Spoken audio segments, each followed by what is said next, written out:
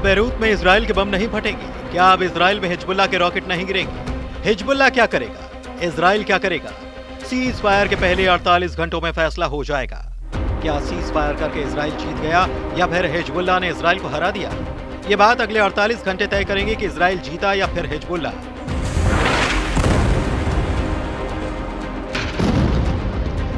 ये बात अगले 48 घंटे तय करेंगे कि युद्ध खत्म होगा या दोगुनी ताकत से इजराइल और हिजबुल्लाह की जंग फिर से शुरू हो जाएगी। अगले 48 घंटे नेतन्याहू का फोकस लेबनान पर होगा। अगले 48 घंटे नईम कासिम की नजर इसी खड़ी पर होगी। लेबनान में जश्न मनाया जा रहा है। लोग उन इलाकों में लौट रहे हैं जिसे वो इजराइल की बमबारी के बाद छोड़कर चले गए थे। लेकिन इजराइल का मूड अलग है और यही वजह है कि बैरूत से लेकर तेल अवीव तक इस वक्त सीज फायर के बहुत बड़े दुश्मन भी पैदा हो चुके हैं और उनको पता है कि न इजराइल रुकेगा न हिजबुल्लाह। उत्तरी इलाके में मेटुला के मेयर डेविड अजुलाई ने कहा कि सीज फायर नहीं, नेतन्याहू का हिजबुल्लाह के सामने सरेंडर है।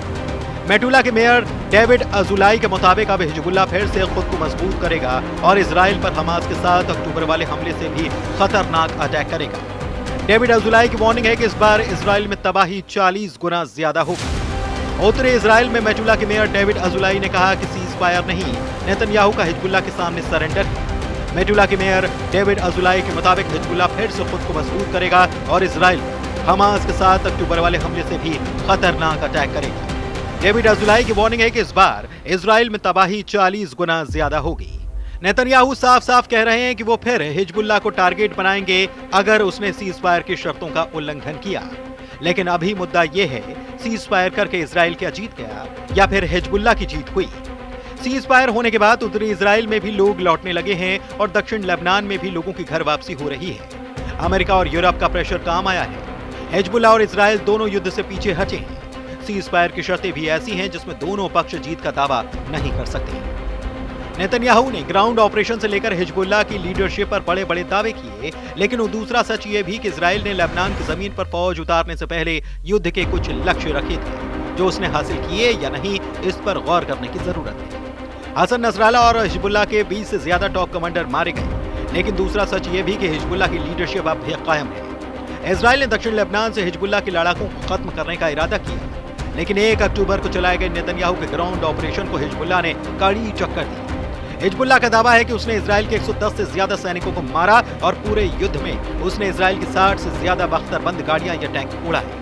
इजराइल हजारों टन बम गिराकर हिजबुल्लाह के 80% रॉकेट खत्म करने का दावा किया, लेकिन सच ये है कि आखिरी दिन तक हिजबुल्लाह ने तेल अवीव तक रॉकेट दागे हैं। इजराइल में गजब पॉलिटिक्स चल रही है। उनके करीबी मंत्रियों से लेकर बड़ी तादाद में पब्लिक ये कह रही है कि सीज फायर की शर्तों पर तैयार होकर नेतन्याहू हिजबुल्लाह के खिलाफ हार माने और उन्होंने एक तरह से सरेंडर पर दस्तखत किए। नेतन्याहू के करीबी मंत्री कह चुके हैं कि हिजबुल्लाह के खिलाफ सीज फायर इजराइल की शिकस्त कही जाएगी, यानी कि 2006 में 1 महीने चले युद्ध में हिजबुल्लाह ने इजराइल को हराया और 2024 में 1 साल चले युद्ध के बाद इजराइल सीज फायर या फिर कहीं हार मानने पर राजी हो गई। इन बातों को लेकर नेतन्याहू इस वक्त अपने वॉर कैबिनेट में पूरी तरह घिर चुके हैं। नेतन्याहू अपने खिलाफ इंटरनेशनल क्रिमिनल कोर्ट की तरफ से जारी गिरफ्तारी वारंट को लेकर पहले से दबाव में है। एक तरफ इजराइल में गजब पॉलिटिक्स चल रही है तो वहीं नेतन्याहू के सामने 3 दुश्मन खड़े हैं जिनसे नेतन्याहू कैसे निपटेंगे, इसका प्लान भी नेतन्याहू ने तैयार कर लिया है। पहला, अपने एक बड़े दुश्मन हिजबुल्लाह के साथ इजराइल ने सीज फायर वाली डील कर ली है। दूसरे बड़े दुश्मन हमास के साथ इजराइल अब भी गाजा में लड़ रहा है।